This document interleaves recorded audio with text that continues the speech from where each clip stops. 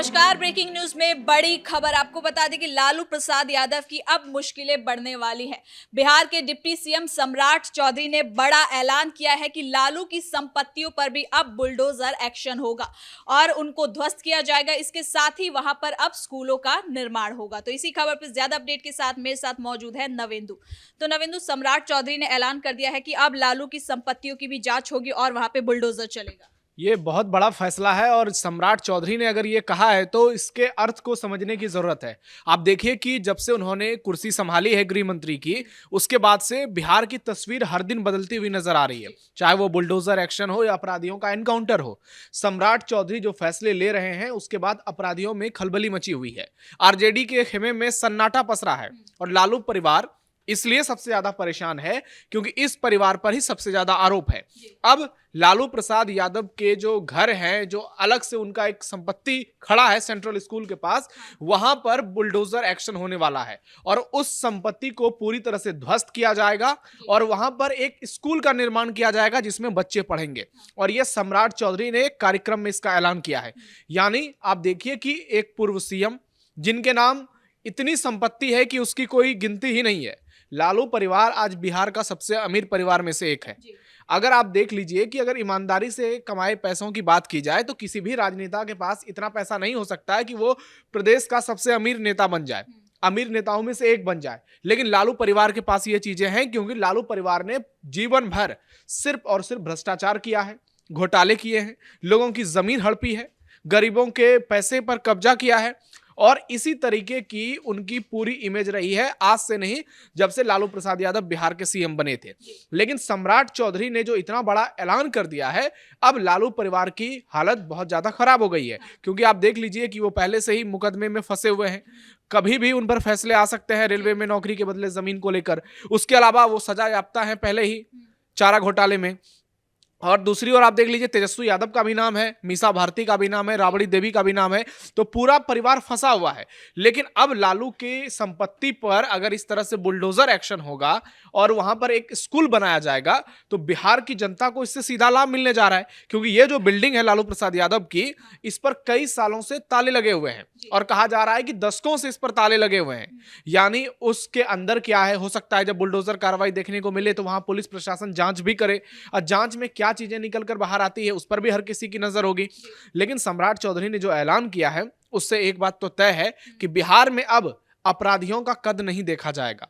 वो चाहे कितने भी बड़े माफिया क्यों ना हो, वो कोई सरकारी पद पर क्यों ना रहे हो, या फिर वो अपने आप को कितना भी बड़ा बाहुबली क्यों ना मानते हो, अब सबका इलाज होगा। और सम्राट मॉडल और नीतीश मॉडल के तहत चाहे लालू प्रसाद यादव हो या आरजेडी के दूसरे अपराधी हो या किसी और दल के जुड़े हुए अपराधी हो, अब हर किसी का हिसाब होगा। और लालू परिवार के लिए यह सबसे बड़ा झटका आप इसे मान सकते हैं क्योंकि परिवार चौतरफा घिरा हुआ है। आप देखिए कि तेजस्वी यादव विदेश में है, मुकेश सहनी कह रहे हैं कि अभी हमें बिहार में क्या जरूरत है।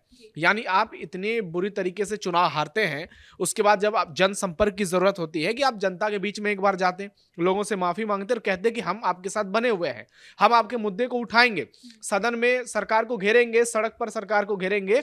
लेकिन ऐसा देखने को नहीं मिला। तेजस्वी यादव फरार हो गए, विदेश में क्रिसमस मना रहे हैं। आप देख लीजिए उनके चेहरे को किस तरह से क्लीन सेव किए हुए हैं, लग रहा है कि धर्म परिवर्तन ही अब पूरी तरह से हो गया है उनका।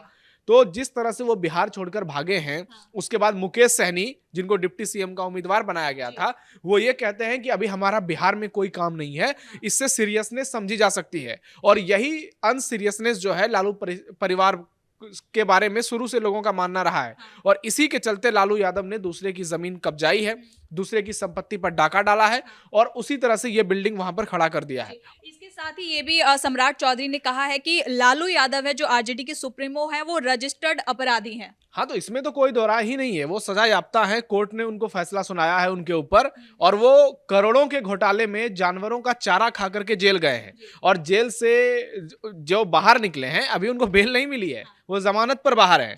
तो लालू यादव वाकई में रजिस्टर्ड अपराधी हैं और उन पर ऐसा नहीं कि एक मामले हैं, कई मामलों में वो अपराधी हैं।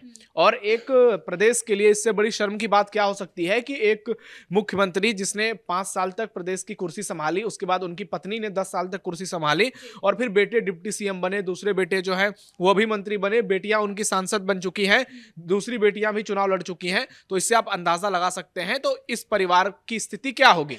यानी रजिस्टर्ड अपराधी सिर्फ लालू नहीं है, रजिस्टर्ड अपराधी और भी लोग हैं।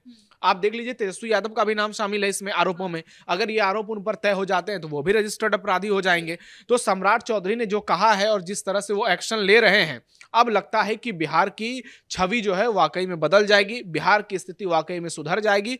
जिन चीजों को नीतीश कुमार ने दुरुस्त किया है, सम्राट चौधरी उन चीजों को और भी बेहतर करने की दिशा में आगे बढ़ चुके हैं। और उसमें बुलडोजर एक्शन हो, एनकाउंटर की पॉलिसी हो, या फिर जो तमाम उनके बयान सामने आ रहे हैं, जैसे कि हाल में गुंडा बैंक को लेकर उन्होंने बड़ा ऐलान किया है कि आप देख लीजिए बिहार में किस तरह से गरीब लोगों को परेशान किया जाता है, जो भी जमींदार लोग होते हैं, जो भी गांव में सेठ टाइप के लोग होते हैं।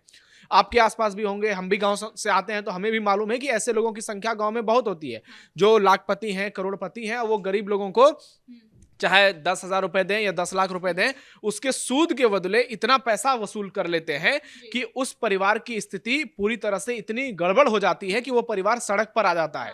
लोग जमीन बेचकर पैसा देते हैं, लोग 2 वक्त का खाना नहीं खा पाते हैं। एक तो उनको चिंता इतनी होती है कि उनको हाइपरटेंशन, शुगर, ब्लड प्रेशर, दुनिया भर की बीमारियां हो जाती है। अगर किसी को बेटी की शादी करनी है तो आप सोचिए कि उस परिवार की क्या स्थिति है।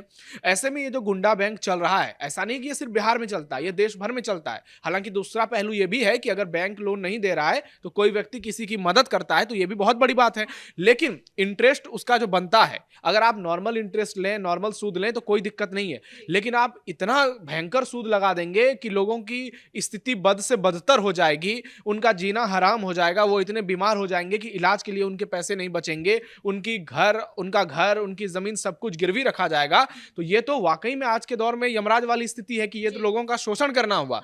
और अब सम्राट चौधरी ने अगर ऐलान किया है तो ये बहुत स्वागत योग्य फैसला होना चाहिए कि जिन गांवों में, जिन शहरों में जो लोग इस तरह से सूद पर पैसा लगाकर दबंगई करते हैं, अगर किसी को 10 लाख रुपए दिए हैं उससे 50 लाख रुपए लेते हैं, अगर किसी को 10,000 दिए हैं तो उससे 50,000 रुपए देते हैं, उनकी स्थिति को नहीं समझते हैं, तो इस पर निश्चित तौर पर सरकार ने जो कदम उठाया है वो बहुत बड़ा फैसला है और हर ओर इसकी तारीफ हो रही है। क्योंकि गांव देहात में आप देखिए कि सैकड़ों की संख्या में, लाखों की संख्या में ऐसे लोग हैं जो कि सूद पर पैसा लेते हैं और हजारों की संख्या में लोग हैं जो सूद पर पैसा लगाते हैं। और इस स्थिति से आप कंपैरिजन करिए कि जब सरकार किसी की मदद करती है, बैंक किसी का मदद करता है, तो ऐसी स्थिति नहीं आती है कि वो जीना हराम हो जाता है, क्योंकि वो एक प्रोसेस के थ्रू होता है। लेकिन जब इस तरह से अनप्रोफेशनली कोई किसी को पैसा देता है, उसके बाद उस पर इतना दबाव बनाता है, तो फिर खुदकुशी जैसी घटनाएं सामने आती हैं। वाकई ये कार्रवाई काफी सराहनीय है, लेकिन एक सवाल ये भी है कि ये जो कार्रवाई बुलडोजर एक्शन हो रहा है बिहार में, इसको आरजेडी ये कहेगी कि उनके खिलाफ किया जा रहा है, उनकी सरकार को परेशान किया जा रहा है। ये भी आरोप तो अब आरजेडी की तरफ से लगेंगे ही। देखिए, आरजेडी वालों का काम ही है आरोप लगाना। जो विपक्ष होता है, जब बीजेपी भी विपक्ष में थी वो भी आरोप लगाती थी, जेडीयू भी थी वो भी आरोप लगाती थी।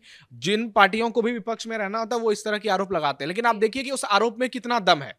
आज अगर बुलडोजर एक्शन हो रहा है तो प्रदेश की जनता उसका स्वागत कर रही है।